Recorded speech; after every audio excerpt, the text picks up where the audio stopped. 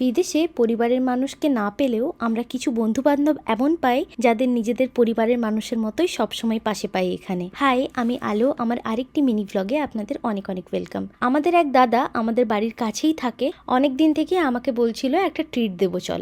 তো আমার তো শরীরটা খুব একটা ভালো ছিল না, তাই আর তখন যাওয়া হয়নি। কিন্তু হঠাৎ স্যাটারডে বলল আজকে যেতেই হবে। তো আমরা গিয়েছিলাম বাড়ি থেকে বেশ অনেক দূরে একটা রেস্টুরেন্ট, বানসারি ইন্ডিয়ান কুইজিন। তো যেহেতু আমার জন্য ট্রিটটা ছিল, তো খাবার অর্ডার দেওয়ার দায়িত্বটাও পড়েছিল আমারই কাঁধে। আমরা নিয়েছিলাম স্টার্টারে তন্দুরি উইংস, আর মেন কোর্সে ছিল ছোলে ভটুরে, আর তার সাথে ছিল চিকেন তন্দুরি মশালা আর প্রন টিক্কা মশালা, আর সাথে ছিল চিজ নান, আর ছিল অনিয়ন কুলচা। খাবার প্রত্যেকটা খেতে সেরা ছিল।